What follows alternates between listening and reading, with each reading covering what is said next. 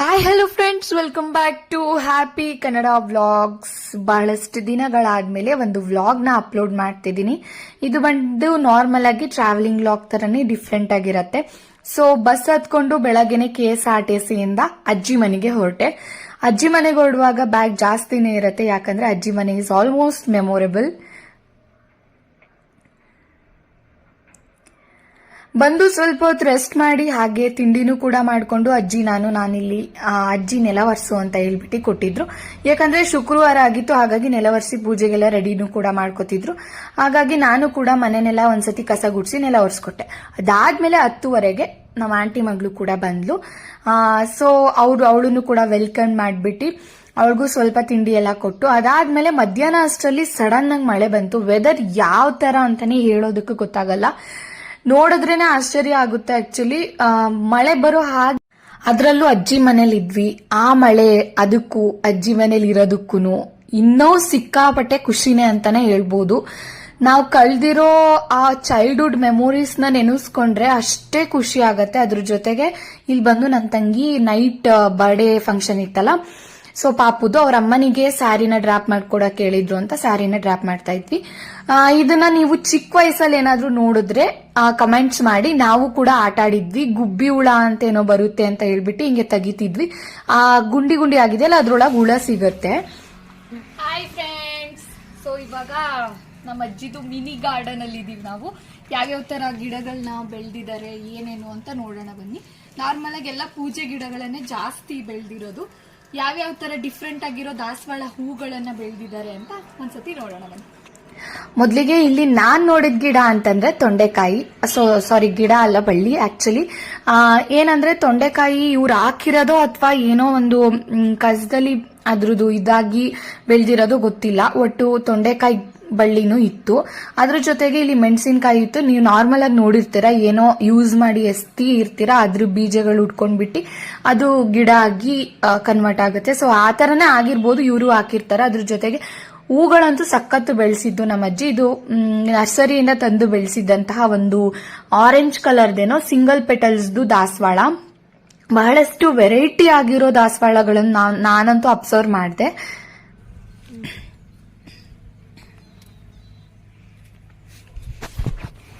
ಇದು ನಿಮಗೆ ಹೂ ಗೊತ್ತಿದ್ರೆ ಕಮೆಂಟ್ಸ್ ಮಾಡಿ ಫ್ರೆಂಡ್ಸ್. ಇದನ್ನ ಶಂಖ ಪುಷ್ಪ ಅಂತ ಕರೀತಾರೆ. ಇದನ್ನ ಇವಾಗ ನಾರ್ಮಲ್ ಆಗಿ ನಾವು ನೋಡ್ತಿದೀವಿ, ಬಿಸಿ ಬಿಸಿ ನೀರಿಗೆ ಹಾಕ್ಬಿಟ್ಟು ಕುದಿಸ್ಬಿಟ್ಟು ಸ್ವಲ್ಪ ಒಂದು ಅರ್ಧ ನಿಂಬೆ ಹೋಳು ಹಿಂಡಿದ್ರೆ ಇದ್ರ ಕಲರ್ ನಾವು ಕುದಿಸಿದಾಗ ಪರ್ಪಲ್ ಇರುತ್ತೆ. ನಾರ್ಮಲ್ ಆಗಿ ಬೇರೆ ಕಲರಿಗೆ ಟರ್ನ್ ಆಗುತ್ತೆ. ಇದು ಹೆಲ್ದಿಗೆ ತುಂಬಾ ಒಳ್ಳೇದು, ಹೆಲ್ತಿಗೆ ಅಂತ ಹೇಳ್ತಾರೆ. ಬಟ್ ನಾನು ಯಾವಾಗೂ ಟ್ರೈ ಮಾಡಿಲ್ಲ. ಆಕ್ಚುಲಿ ಮೆಟಬಾಲಿಕ್ ಆಕ್ಟಿವಿಟೀಸ್ ಎಲ್ಲ ಚೆನ್ನಾಗಾಗತ್ತೆ. ಇನ್ನು ಇತರೆ ಆರೋಗ್ಯಕರವಾಗಿರುವಂತಹ ಬೆನಿಫಿಟ್ಸ್ ಗಳು ಕೂಡ ಇದೆ ಅಂತ ಹೇಳ್ತಾರೆ. ನೋಡಿಲ್ಲ, ನಾನು ಗ್ಯಾರಂಟಿ ಇದ್ರ ಬಗ್ಗೆ ಸರ್ಚ್ ಮಾಡಿ ಹೇಳ್ತೀನಿ. ಅದ್ರ ಜೊತೆಗೆ ಇದೊಂದು ದಾಸವಾಳನೂ ಕೂಡ ಇತ್ತು. ನನಗಂತೂ ತುಂಬಾ ಗೊತ್ತಿಲ್ಲ, ಗೊತ್ತಿರೋ ಅಷ್ಟನ್ನ ಹೇಳಿದೀನಿ. ಈ ತರ ಗಾರ್ಡನ್ಗಳು ಚಿಕ್ಕ ಚಿಕ್ಕ ಪುಟ್ಟಾಗಿ ಏನಾದ್ರೂ ನಾವೇ ಸ್ವಂತವಾಗಿ ಬೆಳೆಸಿರೋದು ಅಂತಂದ್ರೆ ಯಾರಿಗ್ ತಾನೇ ಖುಷಿ ಆಗಲ್ಲ ಹೇಳಿ. ನಾರ್ಮಲ್ ಆಗಿ ಗೊತ್ತಿರುತ್ತೆ. ಮನೆ ಕಡೆ ಎಲ್ಲ ಆಲ್ಮೋಸ್ಟ್ ನಮ್ಮ ಮನೆ ಹತ್ರ ಗಾರ್ಡನ್ ಅಂತ ಏನಾದ್ರೂ ಹಾಕೊಂಡ್ರೆ ಇದು ಅಮೃತ ಬಳ್ಳಿ ಅಂತ ಕರಿತೀವಿ. ಈ ಹಾರ್ಟ್ ಪೇಷಂಟ್ಸ್ ಗಳಿಗೆ ತುಂಬಾ ಒಳ್ಳೇದು. ಹಾರ್ಟ್ ಪೇಷಂಟ್ ಅಂತಾನೆ ಅಲ್ಲ, ನಾರ್ಮಲ್ ಆಗಿ ಎಲ್ರೂ ಕೂಡ ಇದನ್ನ ಬೆಳಗ್ಗೆ ಎದ್ದು ಖಾಲಿ ಹೊಟ್ಟೆಯಲ್ಲಿ ತಿನ್ನೋದ್ರಿಂದ ಆರೋಗ್ಯಕ್ಕೆ ತುಂಬಾ ಅಂದ್ರೆ ತುಂಬಾನೇ ಒಳ್ಳೇದು. ಇದನ್ನ ಒಂದ್ಸತಿ ನೀವು ಮನೇಲಿ ಇದ್ದಾಗ, ನಾರ್ಮಲ್ ನಿಮ್ ಮನೆ ಕಡೆ ಏನಾದ್ರೂ ಇದ್ರೆ, ಈ ಒಂದು ಅಮೃತ ಬಳ್ಳಿನ ದಿನ ಬೆಳಗ್ಗೆ ಎದ್ದು ಖಾಲಿ ಹೊಟ್ಟೆಯಲ್ಲಿ ಸೇರಿಸಿ ಗೊತ್ತಾಗತ್ತೆ.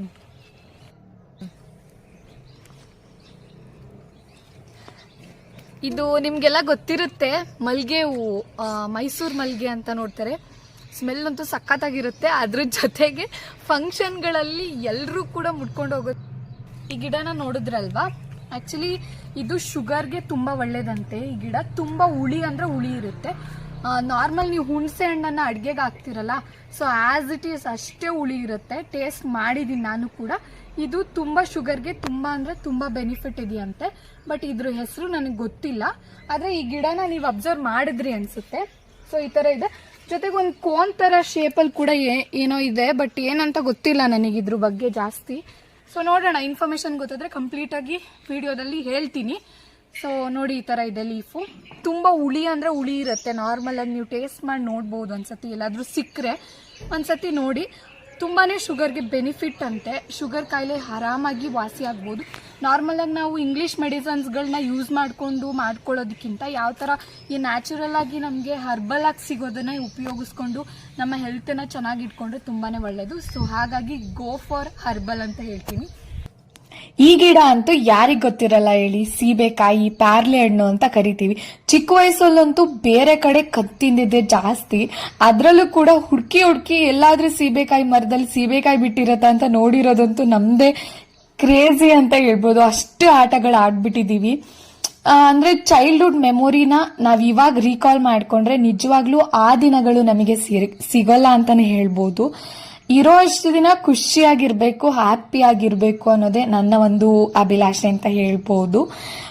ಏನಂತಂದ್ರೆ ಇಷ್ಟು ಚೆನ್ನಾಗೆಲ್ಲ ಬೆಳೆಸಿದಾರಲ್ಲ, ಅದಕ್ಕೊಂದು ಅಪ್ರಿಶಿಯೇಟ್ ಮಾಡಬೇಕು. ವಯಸ್ಸಾದ್ರೂ ಕೂಡ ಅವ್ರು ಇದನ್ನೆಲ್ಲ ಪ್ರೊಟೆಕ್ಟ್ ಮಾಡಿ ನೀರ್ ಹಾಕಿ ಪ್ರತಿಯೊಂದು ಗೊಬ್ಬರನೆಲ್ಲ ಹಾಕಿ ಅಷ್ಟು ಚೆನ್ನಾಗಿ ಮೇಂಟೈನ್ ಮಾಡಿದ್ದಾರೆ ಅಂದ್ರೆ ನಿಜವಾಗ್ಲೂ ಸಿಕ್ಕಾಪಟ್ಟೆ ಖುಷಿನೇ ಆಗತ್ತೆ.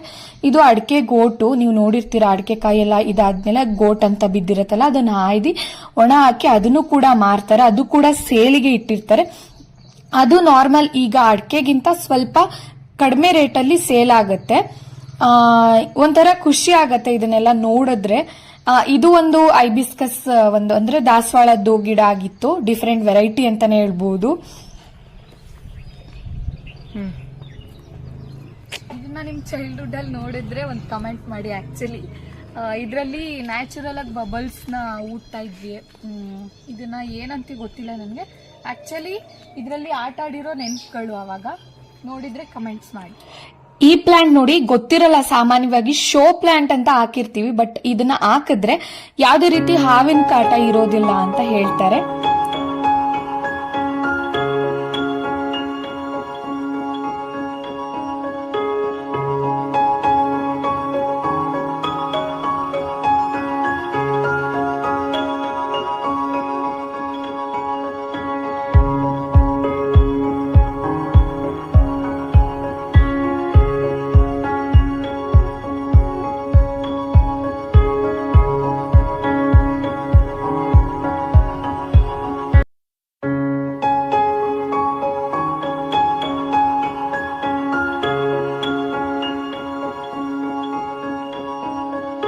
ಗಿಡಗಳನ್ನೆಲ್ಲ ನೋಡ್ಕೊಂಡ್ ಬರೋ ಅಷ್ಟೊತ್ತಿಗೆ ಮಧ್ಯಾಹ್ನ ಆಗೋಗ್ಬಿಟ್ಟಿತ್ತು. ಹೊಟ್ಟೆ ಕೂಡ ಹಸುವಾಗ್ತಿತ್ತು. ಹಾಗಾಗಿ ದೋಸೆ ಮಾಡೋಣ ಅಂತ ದೋಸೆ ಮಾಡ್ಕೊಂಡು ನಾನು, ಅಜ್ಜಿ, ನಮ್ಮ ಆಂಟಿ ಮಗಳು ಅಂದ್ರೆ ನಮ್ಮ ತಂಗಿ ಎಲ್ಲರೂ ಕೂಡ ತಿಂದ್ವಿ. ಸೊ ಹೊಟ್ಟೆ ಹಸುವಾಗಿತ್ತು. ಹಾಗಾಗಿ ಅದ್ರ ಜೊತೆಗೆ ನೀವು ನೋಡ್ತಿರ್ಬೋದು, ದೋಸೆ ಜೊತೆಗೆ 2 ತರದ ಪಲ್ಯ, ಅದ್ರ ಜೊತೆಗೆ ಒಂದು ಕಾಯಿ ಚಟ್ನಿ ಕೂಡ ಇತ್ತು. ನಾನು ದೋಸೆ ಮೇಲೆ ಸ್ವಲ್ಪ ಬೆಲ್ಲ ಹಾಕಿ ಅಥವಾ ಸಕ್ಕರೆ ಹಾಕಿ ತಿನ್ನೋದು ತುಂಬಾ ಇಷ್ಟ ಆಗತ್ತೆ.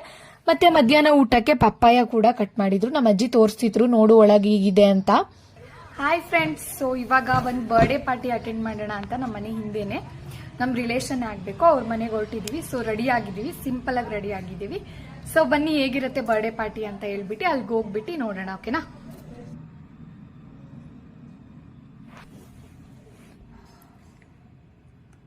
ನೆಕ್ಸ್ಟ್ ಬರ್ಡೇ ಪಾರ್ಟಿಗೆ ಬಂದು ಬರ್ಡೇಲಿ ಇದೆ ಬರ್ಡೇ ಪಾಪು. ಆಕ್ಚುಲಿ ನಮ್ಮನೆ ಹಿಂದೆನೆ ಇದ್ದಿದ್ದು ಮನೆ. ಒಂದೊಂದಲ್ಲ ನಮ್ಮ ಹೊಟ್ಟೆ ಎಷ್ಟು ಉರ್ಸ್ತಾವ್ರು. ನಾವು ಸೇರೋದು ಯಾವ್ದಾದ್ರು ಫಂಕ್ಷನ್ ಇದ್ದಾಗ ಮಾತ್ರ. ಯಾಕಂದ್ರೆ ನಾವು ಎಲ್ಲರೂ ಕೂಡ ಓದ್ತಿರೋ ಕಾರಣದಿಂದಾಗಿ ಅಪರೂಪಕ್ಕೆ ಸೇರಿದ್ರು ಕೂಡ ಸಿಕ್ಕಾಪಟ್ಟೆ ಎಂಜಾಯ್ ಮಾಡ್ತೀವಿ. ನೆಂಟರುಗಳು ಸೇರೋದೇ ಅಪರೂಪ, ಯಾಕಂದ್ರೆ ಎಲ್ಲರೂ ಅವರ ಕೆಲ್ಸದಲ್ಲಿ ಬ್ಯುಸಿ ಆಗಿರ್ತಾರೆ. ಸೇರಿದಾಗ ಖುಷಿಯಾಗಿ ಪ್ರತಿಯೊಂದು ಹ್ಯಾಪಿನೆಸ್ ನ ಫೀಲ್ ಮಾಡಬೇಕು. ಯಾಕಂದ್ರೆ ಯಾವಾಗ ಸೇರ್ತೀವಿ ಅನ್ನೋದು ನಿಜವಾಗ್ಲೂ ಗೊತ್ತಿರೋದಿಲ್ಲ. ಏನಾದ್ರು ಕಾರ್ಯ ಅಥವಾ ಫಂಕ್ಷನ್ಸ್ ಗಳಿದ್ರೆ ಮಾತ್ರ ನಾವು ಸೇರ್ಕೊಳ್ಳೋದು. ಹಾಗಾಗಿ ಸೇರಿದಾಗ ಎಂಜಾಯ್ ಮಾಡ್ಕೊಂಡು ಖುಷಿಯಿಂದ ನಮ್ಮ ಟೈಮ್ ನ ಸ್ಪೆಂಡ್ ಮಾಡ್ಬೇಕು. ಅದೇ ಅಲ್ವಾ ಲೈಫ್. ಇರೋ ತನಕ ಖುಷಿಯಾಗಿರ್ಬೇಕು. ಆಮೇಲೆ ಹೋದಾಗ ಯಾರು ನೋಡಲ್ಲ, ಯಾರು ನೆನ್ಸ್ಕೊಳ್ಳೋದು ಇಲ್ಲ ಅಲ್ವಾ. ಸೊ ಹಾಗಾಗಿ ಇದ್ದಾಗ ಖುಷಿಯಾಗಿ ಇವ್ರಿದ್ರು ಅಂತ ಅನ್ಸ್ಕೋಬೇಕು. ಅಷ್ಟ್ ಚೆನ್ನಾಗಿ ಎಲ್ಲರ ಜೊತೆ ಹೊಂದ್ಕೊಂಡು ಹೋಗ್ಬೇಕು ಅಂತಾನೆ ಹೇಳ್ತೀನಿ. ಬರ್ಡೇ ಫಂಕ್ಷನ್ ಕೂಡ ಚೆನ್ನಾಗಿ ರೆಡಿನ ಮಾಡಿದ್ರು. ಅಂತಂದ್ರೆ ಹ್ಯಾಪಿ ಬರ್ಡೇ ಒಂದು ಲೈಟಿಂಗ್ ಹಾಕಿದ್ರು, ಅದ್ರ ಜೊತೆ block with golden shaded balloons ಗಳನ್ನ ಹಾಕಿದ್ರು. ಒಂಥರ ಚೆನ್ನಾಗಿ ರೆಡಿ ಮಾಡಿದ್ರು. ಸಿಂಪಲ್ ಆಗಿ ಈಸಿಯಾಗಿ ಚೆನ್ನಾಗಿ ರೆಡಿನೂ ಕೂಡ ಮಾಡ್ಕೊಂಡು ಹೋಗಿದ್ರು.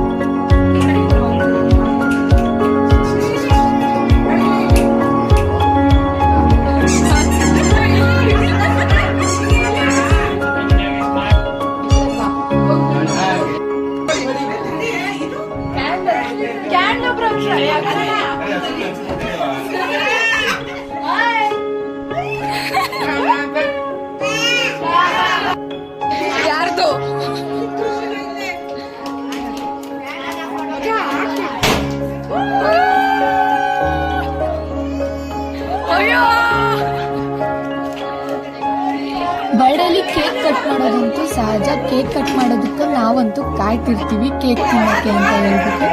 ಅದೇ ಒಂದು ಖುಷಿ ಕೇಕ್ ತಿನ್ನೋದು ಆಕ್ಚುಲಿ.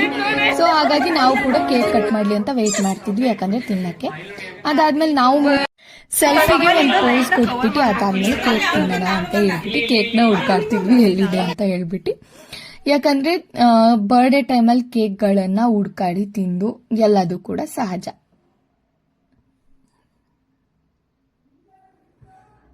ಅವಾಗಲೇ ತಾಂಬಂದಿವೆ ನಿನಗೆ. ಅವ್ರು ಎಲ್ಲ ಸೇರ್ಕೊಂಡ್ ತಿಂದ್ರೆ ಸಾಲ್ಟೇಜ್ ಬಂದ್ಬಿಡುತ್ತೆ. ಅದಕ್ಕೆ ನೀನು ಒಬ್ಬನೇ ತಾಂಬಂದ್ರೆ ನಾವು ಒಂದು 3-4 ಜನ. ಅದಾದ್ಮೇಲೆ ಇಲ್ಲಿ ಹೂ ಮತ್ತೆ ಅರಿಶಿನ ಕೊಡಕ್ಕೆ ಅಂತ ನನ್ನ ತಂಗಿನ ಕೂರ್ಸಿದ್ರು.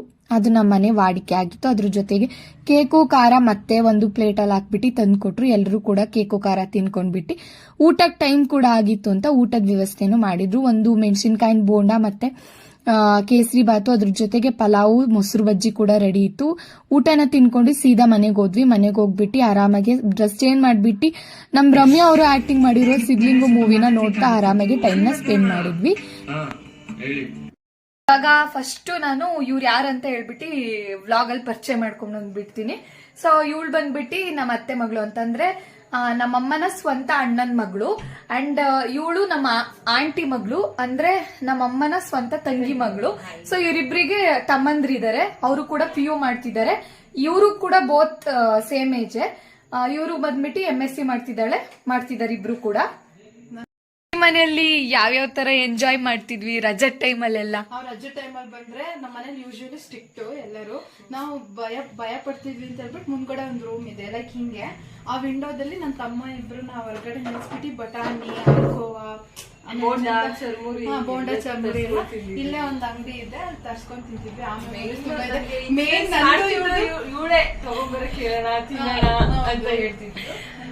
ಬಾಡಿ ಗಾರ್ಡ್ ಆಗಿ ತುಂಬಾ ಜನ ನಿಲ್ಲಿಸ್ತಿದ್ವಿ, ತಿಂತಿದ್ವಿ, ಎಂಜಾಯ್ ಚೆನ್ನಾಗಿ ಮಾಡ್ತಿದ್ವಿ. ಆಮೇಲೆ ಸುಷ್ಮಿತಾ ಬಂದಾಗ್ಲೂ ಅಷ್ಟೇ, ಅಂದ್ರೆ ಬಟಾಣಿ ತುಂಬಾ ಇಷ್ಟ, ತರ್ಸ್ಕೊತಿದ್ವಿ. ಬಟ್ ಅವಳು ಇವಾಗಿಲ್ಲ, ಮಿಸ್ ಮಾಡ್ಕೋತೀವಿ.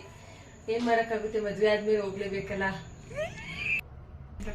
Hi guys, hello. ಹೇಗಿತ್ತು ಬರ್ಡೇ ಪಾರ್ಟಿ? ಚೆನ್ನಾಗಿತ್ತು, ಸೂಪರ್ ಆಗಿತ್ತು. ಚೆನ್ನಾಗಿತ್ತು. ಆದ್ರೆ ನಾನ್ ಸ್ವಲ್ಪ ಲೇಟ್ ಬಂದೆ. ಓಕೆ, ಅಂದ್ರೆ ಇವಾಗ ನಾವ್ ಅಜ್ಜಿ ಮನೇಲಿ ಇದೀವಲ್ವಾ, ನಮ್ಮ ಹಳೆ ಮೆಮೊರೀಸ್ ಗಳೆಲ್ಲ ಯಾವ ತರ ಇತ್ತು? ಅಂದ್ರೆ ಮೆಮೊರೀಸ್ ಎಕ್ಸ್ಪ್ಲೈನ್ ಮಾಡಕ್ಕಾಗಲ್ಲ. ಈಗ ದೊಡ್ಡವರಾದ್ರೂ ಅದೇ ಬಾಂಡಿಂಗ್ ಇದೆ. ಆ ಬಾಂಡಿಂಗ್ ಕ್ಯಾರಿ ಮಾಡ್ಕೊಂಡು ಹೋಗೋಣ ಅಂತ ನಾವ್ ಅನ್ಕೊಂಡಿದೀವಿ. ಏನಂತೀರಾ ನೀವು? ಹೌದು, ಸೇಮ್. ಇನ್ನ ಒಂದ್ ಏನ್ ಗೊತ್ತಾ ಇಂಟ್ರೆಸ್ಟಿಂಗ್ ಅಂದ್ರೆ, ನಮ್ ತಾತನ ಹತ್ರ ಸರಿ ಒದೆ ತಿನ್ನಕ್ಕೆ ಹೋಗ್ತಿದ್ವಿ, ಆದ್ರೆ ಒದೆ ತಿಂತಿರ್ಲಿಲ್ಲ. ಅಷ್ಟು ಸಖತ್ತಾಗಿ ತಪ್ಪಿಸ್ಕೊಂತಿದ್ವಿ ನಾವ್ ಅಷ್ಟು ಜನ. ಬಾಚನ್ಗೆ ಎಲ್ಲದ್ರಲ್ಲೂ ಮಾತ್ರ ನಾವು ತಪ್ಪಿಸ್ಕೊತಾ ಇರೋದು. ಚೆನ್ನಾಗಿ ಹಬ್ಬ ಬಂತು ಅಂದ್ರೆ ಸಾಕು, ಈ ವಿಭೂತಿ ಧರಿಸ್ಕೊಂಡು ಸ್ಟ್ರಿಕ್ಟ್ ಆಗಿ ಎಲ್ಲರೂ ಸಾಲಕ್ ನಿಲ್ಬೇಕಿತ್ತು. ರೆಡಿ ಆಗೋದೇ ಲೇಟ್ ಅಲ್ವಾ, ಹೆಣ್ಮಕ್ಳು ಅಂದ್ರೆ ರೆಡಿಯಾಗಿ ಬರೋ ಅಷ್ಟೊತ್ತಿಗೆ ಲೇಟ್ ಆಗ್ತಾ ಇತ್ತು. ಅಷ್ಟೇ ಚೆನ್ನಾಗಿರ್ತಿತ್ತು, ಒಂಥರ ಮೆಮೊರೀಸ್. ಇವಾಗ ನೆನ್ಸ್ಕೊಂಡ್ರು ಅಷ್ಟು ಎಂಜಾಯ್ ಮಾಡಿದ್ವಿ, ಅಷ್ಟು ತುಂಟಾಟಗಳು ಸೇರ್ಕೊಂಡಿದೆ ಅಂತ ಹೇಳ್ಬೋದು. ದೊಡ್ಡವ್ರು ಆಗ್ತಾ ಆಗ್ತಾ ನಮಗೆ ಅನ್ಸ್ತೈತೆ ನಾವು ಸಣ್ಣವ್ರು ಇದನ್ನ ಮೆಮೊರೀಸ್ ನ ಮಿಸ್ ಮಾಡ್ತೀವಿ. ಯಾಕಂದ್ರೆ ನಮಗ್ ರಜೆ ಇದ್ದಾಗ ಅವ್ರಿಗಿರಲ್ಲ, ಎಲ್ಲ ಅವ್ರವ್ರ ಲೈಫ್ ಅಲ್ಲಿ ಬಿಸಿ ಆಗ್ಬಿಟ್ಟಿದ್ದಾರೆ. ಹೌದು, ನಿಜವಾಗ್ಲು ಅದಂತೂ 100% ಸತ್ಯ. ಎಲ್ಲ ಅವ್ರವ್ರ ಲೈಫ್ ಅಲ್ಲಿ ಎಲ್ಲರಿಗೂ ಅಟ್ ಎ ಟೈಮ್ ಸಿಕ್ತಿತ್ತು, ಅವಾಗ ಎಲ್ಲ ಬರ್ತಿದ್ವಿ. ನಾವಿಬ್ರು ತಮ್ಮಂದ್ರೂ ಮಿಸ್ ಮಾಡ್ತೀವಿ. ಹೌದು, ಇವಳಿಗೆ ಒಬ್ಬ ತಮ್ಮ ಇದ್ದಾನೆ, ಇವಳಿಗೆ ಒಬ್ಬ ತಮ್ಮ ಇದ್ದಾನೆ. ಸೇಮ್ ಏಜ್ PU ಮಾಡ್ತಿದ್ದಾರೆ ಇವರಿಬ್ರು, ಬೋತ್ ಸೇಮ್ ಏಜ್ PU ಮಾಡ್ತಿದ್ದಾರೆ ಅವರಿಬ್ರು ಕೂಡ ಅಷ್ಟೇ. ಓಕೆ, ಇವತ್ತಿಗೆ ನನ್ನ ವ್ಲಾಗ್ ನ ಇಷ್ಟನ್ನ ಎಂಡ್ ಮಾಡ್ತಾ ಇದ್ದೀನಿ. ಸೊ ಮರೀದೆ ನನ್ನ ಯೂಟ್ಯೂಬ್ ಚಾನೆಲ್ ನ ಲೈಕ್ ಮಾಡಿ, ಶೇರ್ ಮಾಡಿ, ಸಬ್ಸ್ಕ್ರೈಬ್ ಮಾಡಿ. So bye, good night. Bye, good night, have a sweet dreams. Okay, bye. Like ಮಾಡಿ, ಶೇರ್ ಮಾಡಿ, ಕಮೆಂಟ್ ಮಾಡಿ, ಆದಷ್ಟು ಸಬ್ಸ್ಕ್ರೈಬ್ ಆಗಿ, ತುಂಬಾ ವ್ಯೂಸ್ ಸಪೋರ್ಟ್ ಮಾಡಿ.